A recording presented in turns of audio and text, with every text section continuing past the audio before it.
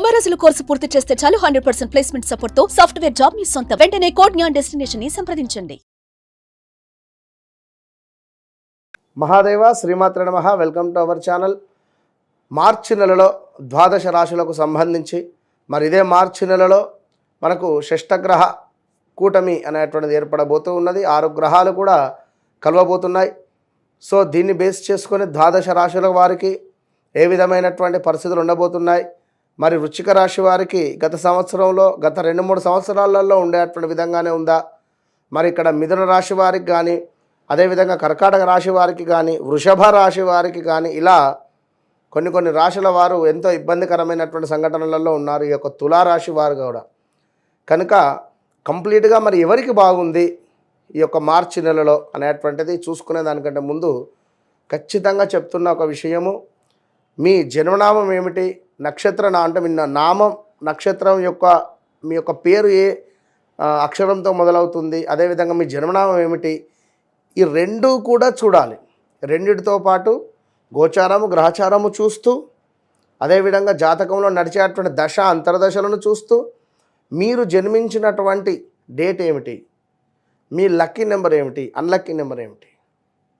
ఉదాహరణకు నెంబర్ 5లో జన్మించినటువంటి వారికి బుధవారం ఎంత అదృష్టం, అదేవిధంగా నెంబర్ 1లో జన్మించినటువంటి వారికి ఆదివారం. ఇలా వారికి అంటే జస్ట్ ఇది ఇలా ఇంకా కొన్ని డేట్స్ ఉంటాయి. ఇవి అన్లక్కీ ఏమిటి, ఆదివారం జన్మించినటువంటి వారికి శనివారం. సో నెంబర్ 8 అన్లక్కీ, అదేవిధంగా 17 ఇట్లా. అంటే ఈ రెండు సంఖ్యాశాస్త్రము ఆస్ట్రాలజీ రెండింటి పరంగా చూసుకొని జాతకము ముందుకు వెళ్ళడం వల్ల ఖచ్చితంగా జరుగుతుంది, జరిగేది, మనకు జరగబోయేది 100కు 200% మనం అక్యురేట్గా కూడా చెప్పవచ్చును.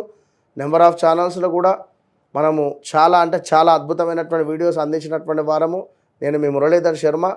తప్పకుండా మరి ఈ ద్వాదశ రాశుల వారికి సంబంధించి మరి ఈ యొక్క మార్చి నెలలో ఏ విధంగా ఉండబోతుంది అనేటువంటిది ఇందులో క్లుప్తంగా తెలుసుకుందాం.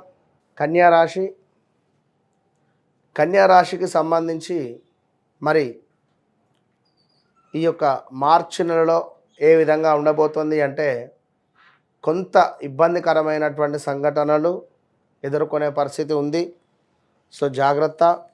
ముందుగా ఇబ్బందికరమైనటువంటి సంఘటనలు ఏమిటయ్యా అంటే జాబ్ రిలేటెడ్ కానీ, భార్యాభర్తలకు కానీ, లేదా పనిచేసే చోట కొంత వ్యక్తిగత విభేదాలు రావడం కానీ, అదేవిధంగా వ్యాపార భాగస్వాముల వల్ల మనకు నష్టము వచ్చేటువంటి పరిస్థితి కానీ, అదేవిధంగా దేశాంతర యానము కానీ, విపరీతమైనటువంటి భయాందోళన, ఏదో ఒక తెలియని భయాందోళన, ఒక వ్యాధి పీడ, కొంత భార్యాభర్తలలో గొడవలు డైవర్స్ దాకా వెళ్ళేటువంటి పరిస్థితి ఉంటుంది. ఒకవేళ వారి లగ్నాలు కానీ, వారికి ద్వితీయ భావంలో సూర్యుడు కానీ, శనైశ్చరుడు కానీ, కుజుడు కానీ ఉన్నట్టయితే, సప్తమ భావంలో సూర్యుడు కుజుడు కలిసి ఉన్న కొంత ఇబ్బందికరమైనటువంటి సంఘటనలు ఉంటవి, ఖచ్చితంగా జరుగుతవి. ఇక అదేవిధంగా కొంత దుఃఖంతో ఈ యొక్క నెల ప్రారంభం కాబోతున్నది. అదేవిధంగా తలచిన పనులు కుంటుబడుట, లాభించే చోటనే మనకు నష్టము వాటిల్లేటువంటి పరిస్థితి ఉంది. కన్యా రాశి వారికి అప్పటికే గత 1-2 ఇయర్స్ నుండి కూడా ఏదో ఒక రకమైనటువంటి టెన్షన్స్, ఏదో ఒక రకమైనటువంటి ఇబ్బందులలోనే ఉన్నారు. బట్ చాలా జాగ్రత్తగా ఉండండి. అదేవిధంగా భయవృద్ధి, కొంత స్కిన్ ఇష్యూస్, స్త్రీ మూలక కలహాలు, వృధా కోపము. మీ కోపము అంటే ఎక్కువగా కోపించుకోకండి, ఆ కోపం కూడా వృధా కోపంగానే మారబోయే పరిస్థితి ఉంది. అధికంగా కూడా డబ్బులు ఖర్చు అయ్యేటువంటి పరిస్థితి ఉంది. దీంతోపాటు కొంత వృత్తి రిలేటెడ్ ఇష్యూస్, కార్య విఘ్నత, గాలి తిరుగుళ్ళు ఎక్కువ ఉండేటువంటి పరిస్థితి ఉంది. ధనధాన్య ప్రాప్తి అయితే కనబడుతుంది ఇక్కడ ఏదో రకంగా. ఇక అధికారుల యొక్క ఆగ్రహము, దురదృష్టము, ఆత్మీయుల ఎడబాటు, ప్రతి పని కూడా ఎంతో ఆలస్యంగానే ముందుకు వెళ్ళే పరిస్థితి, ఏదో ఒక ఆందోళనకరమైనటువంటి సంఘటనలు ఎదుర్కొనేటువంటి పరిస్థితి కన్యా రాశి వారికి. ఊహించని అవరోధాలు కానీ, ఇంటా బయట కొన్ని సమస్యలు అయితే పొంచి ఉన్నవి, అభిప్రాయ భేదాలు కనబడుతూ ఉన్నవి. అదేవిధంగా కొంత అధికారుల నుండి కొన్ని సమస్యలు రాబోతూ ఉన్నవి. స్థాన చలనము, కార్యక్షేత్రంలో అంటే మీరు పనిచేసే చోట కొంత ప్రతికూలమైనటువంటి వాతావరణం ఏర్పడేటువంటి పరిస్థితి ఉంది. సంతానానికి సంబంధించినటువంటి బాధలు, కొంత నిరుత్సాహము, ప్రయాణాలలో నష్టాలు, అనారోగ్యము. చూడండి, కన్యా రాశి వారికి గత 2-2.5 సంవత్సరాల నుండి చదువుకునే పిల్లలకు కానీ, కొంత వయసు రీత్యా ఉండేటువంటి వారికి చాలా బాగుంది. ఎవరైతే ఏజ్డ్ అంటే ఆఫ్టర్ 35-40లో ఉన్నారో వారికి కొన్ని సమస్యలు అయితే ఎదురయ్యాయి, చాలా తీవ్రమైనటువంటి సమస్యలు.